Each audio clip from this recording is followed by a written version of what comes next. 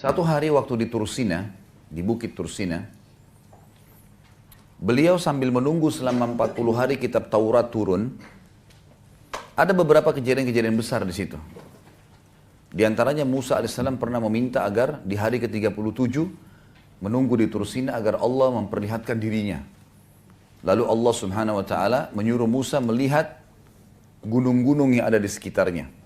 Gunung-gunung yang ada di sekitarnya. Ternyata gunung itu hancur lebur. Karena tidak mampu untuk menampung kedatangan Allah. Allah nggak datang. Tapi baru Allah mengatakan kalau gunung-gunung itu bisa menampung kedatanganku maka aku bisa datang. Aku akan datang hai Musa. Tapi ternyata Allah, waktu Allah baru mau datang, gunung-gunungnya hancur, lebur depan mata Nabi Musa. Sampai Nabi Musa pingsan. Tapi ini bukan bahasan kita. Ada kejadian sebelumnya. Musa alaihissalam sempat mengatakan, ya Allah, aku ingin sekali melihat keadilanmu. Aku ingin sekali melihat keadilanmu. Kata Allah, mengutus Jibril alaihissalam datang dan Jibril mengatakan, hai Musa, Tuhanmu berkata, kau tidak mampu. Kau tidak bisa sabar melihat keadilannya Allah kalau ke dalam kejadian langsung. Ada kejadian terjadi, kamu akan sulit untuk bisa sabar untuk menunggu itu.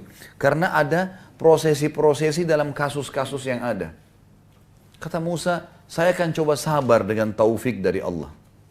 Baiklah. Allah setuju, dikasih ke Musa alaihissalam. Maka Musa alaihissalam disuruh pergi ke salah satu mata air.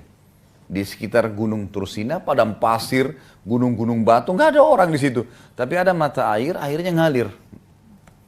Musa alaihissalam disuruh oleh Allah ke situ nggak buat apa-apa. Situ aja duduk. Udah, saksikan saja apa yang terjadi. Nggak lebih daripada itu. Maka yang terjadi adalah Musa alaihissalam lihat dari jauh. Nggak lama kemudian ada orang datang nunggangin kuda. Nunggangin kuda. Orang ini datang nunggangin kuda, dia haus, dia turun ke mata air itu. Orang ini nggak lihat Musa alaihissalam. Musa alaihissalam di tempat yang tersembunyi. Maka Musa alaihissalam melihat orang ini turun, minum air, ternyata di pinggang sebelah kirinya orang ini ada kantong isinya uang. Ya. Cukup banyak. Rupanya waktu dia minum, jatuh terlepas dari pinggulnya dan dia tidak pinggangnya dan dia tidak sadar. Dia naik tunggangi kudanya, dia pergi.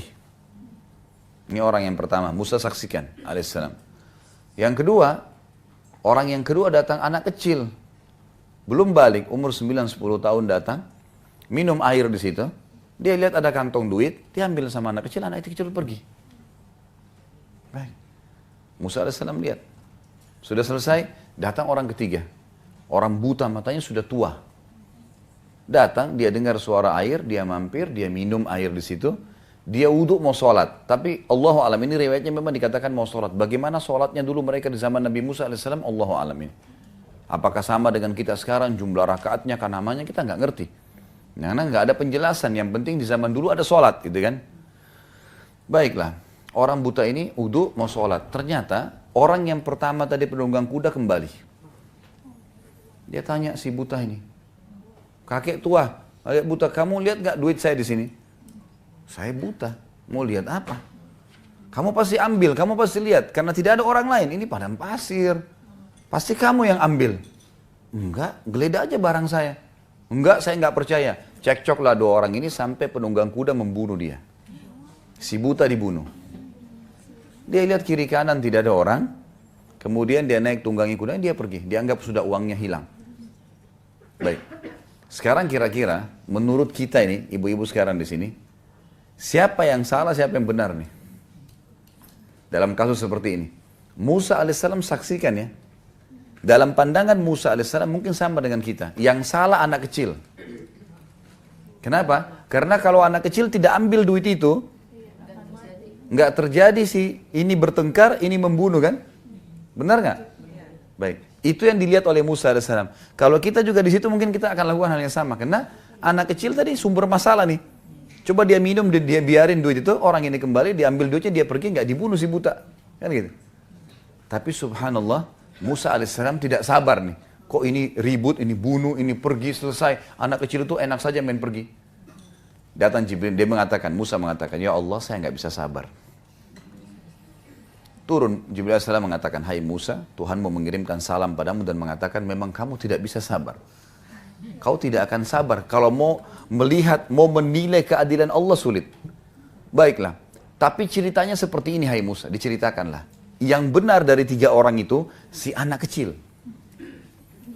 Justru yang dianggap Musa salah, itu yang benar. Gimana ceritanya kata Musa alaihissalam? Kata Jibril alaihissalam, kita bicara sekarang tentang ayahnya si anak. Anak ini kecil ini rupanya punya ayah. Ayahnya mati dibunuh oleh orang. Ayahnya sebelum dibunuh oleh orang, dia pernah menjadi pegawainya penunggang kuda itu. Dan penunggang kuda itu pernah tidak memberikan gaji ayahnya si anak. Dan subhanallah, sebentar. Jumlah uang yang dia tidak kasih, sejumlah yang ada di kantong itu. Jadi penunggang kuda tidak pernah berpikir sebelumnya, kenapa dia meletakkan uang sejumlah itu. Dia tidak pernah berpikir mampir di mata air itu minum dan jatuh duitnya. Dia nggak pernah berpikir. Dia tidak bertemu sama si anak kecil dan tidak tahu kalau ini anaknya dulu pegawai dia yang dia tidak kasih gaji. Dia tidak pernah kenal anak kecil ini, ambil pergi. Anak ini juga belum balik. Nggak ada hukum syar'i pada dia. Maka kata Jibril alaihissalam, karena ayahnya si anak itu terzalimi oleh si penunggang kuda, maka Allah dengan keadilannya memberikan haknya orang yang terbunuh, ya si ayahnya si anak ini, kepada ahli warisnya. Walaupun sudah mati kembali kepada dia. Kata Musa alaihissalam, lalu bagaimana dengan orang tua yang buta?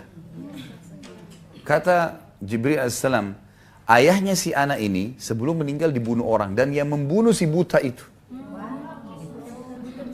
Sehingga, sebentar, tidak usah dibayangkan ibu-ibu di situ. Biasa ibu-ibu gitu pakai perasaan, kita kalau cerita dibayangkan.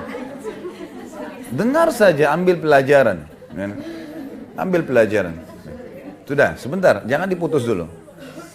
Sekarang, lihat bagaimana keadilannya Allah.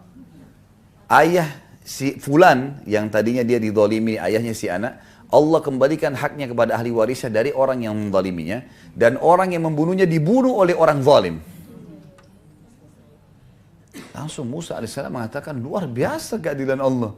Gimana kita manusia? Ini baru satu kasus ya. Berapa banyak kasus di muka bumi ini? Hah?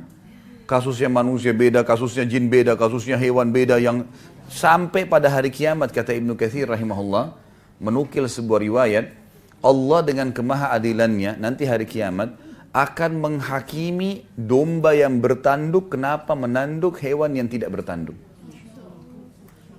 Hewan Allah adili nanti dengan keadilannya. Apa yang kita bisa ambil dari kisah ini? Kalau semua kita di bawah pengawasan Allah Sang Pencipta. Jangan bermain api. Allah tahu. Jangan pikir kita ini hebat, bisa mengatur tipu daya. Allah Subhanahu wa taala mengatakan dalam Al-Qur'an, "A'udzubillahi minasyaitonirrajim, innahum yakiduna kaida wa akidu kaida." Orang-orang kafir, orang bodoh ini yang banyak berbuat segala macam penipuan dan seterusnya, mereka mengatur tipu daya. Kata Allah, dan aku mengatur tipu daya. Allah punya cara. Bukankah seseorang mungkin di antara yang hadir sini mungkin pernah mengalami, kita pernah menyembunyikan sesuatu. Allah bongkar dengan caranya dan kita begini, kok bisa ya? Jangan berpikir, oh saya bisa rahasiakan. Allah punya cara. Ada cara dibongkar dengan caranya Allah SWT. Jangan bermain, jangan main-main macam-macam.